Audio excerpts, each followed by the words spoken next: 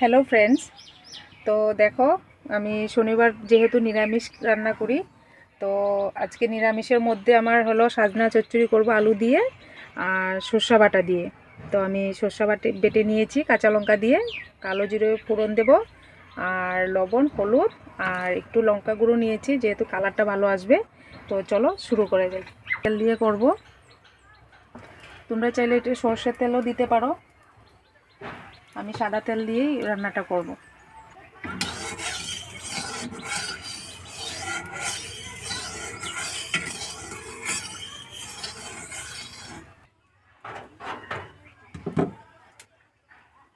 দেখো তেলটা গরম হয়ে গেল, এখন আমি ফোড়নে দিয়ে দিচ্ছি কালো জিরে।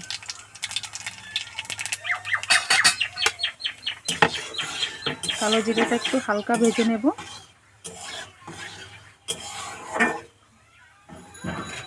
তারপর দিয়ে দেব আমি সর্ষে আর লঙ্কা বাটা।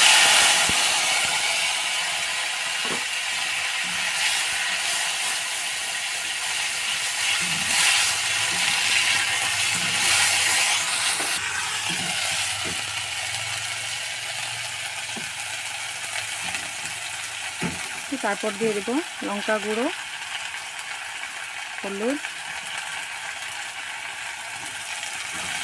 হালকা ভেজে তারপর আমি সজনাগুলো এখানে দিয়ে দেব।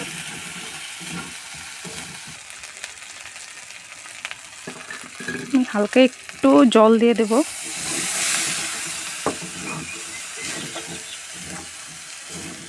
জলটা কেন দিয়েছি জানো? মশলাটা যেন কড়াইতে লেগে না যায়, ওই জন্য জলটা দিয়ে দিলাম।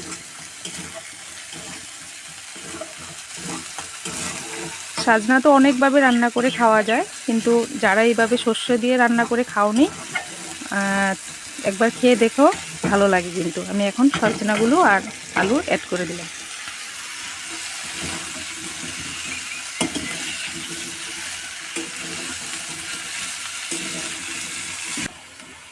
দিয়ে দিলাম আমি লবণ।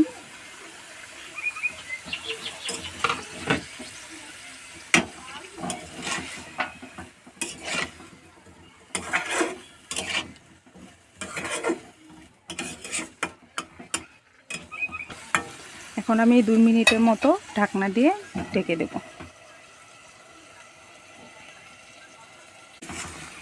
আমি কিন্তু এখনো জল অ্যাড করিনি, জল অ্যাড করব এখন। ওটা একটু ভেজে নিচ্ছি।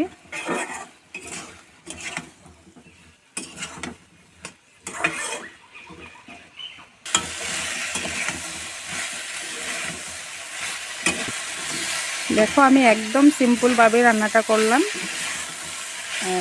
খেতে দারুণ হয়।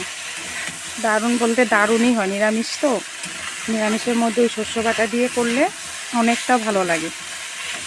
তো এখন আমি এর মধ্যে জল অ্যাড করে দেব, বেশি দেব না, হালকা জল দেব।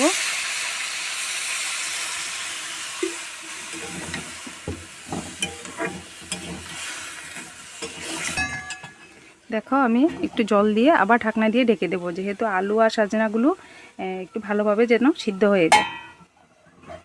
2 মিনিট বা 3 মিনিট মতো ঢাকনা দিয়ে রেখে দেবো, আবার 3 মিনিট পরে আবার আসছি। দেখো আমি আবার চলে আসলাম। মাঝখানে আমি একবার এসে দেখে গিয়েছিলাম হয়েছে কি না। এখন পুরো ভালোভাবে আলু আর সজনাগুলো সিদ্ধ হয়ে গেল। তোমরা চাইলে একটু ঝোল ঝোলও রাখতে পারো, আর একদম শুকনাও করতে পারো। তো আমি একটু মাখা মাখা করে রাখছি।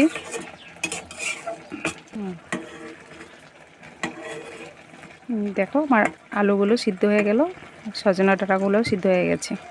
দেখো তোমরা চাইলে এর মধ্যে টমেটো অ্যাড করতে পারো, যেহেতু আমাদের ঘরে টমেটো অ্যাড করাটা করলে আবার বেশি ভালোবাসে না, ওই জন্য আর আমি টমেটোটা অ্যাড করিনি। তোমরা চাইলে যারা টমেটো খেতে ভালোবাসো তারা কিন্তু এখানে টমেটো অ্যাড করতে পারো। এখন আমি গ্যাসটা বন্ধ করে দেব। কার কার এই ভিডিওটা ভালো লেগেছে আর কে কে এইভাবে রান্না করে খাও, অবশ্যই আমাকে কমেন্ট করে জানিও।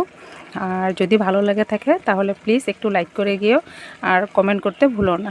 ধন্যবাদ।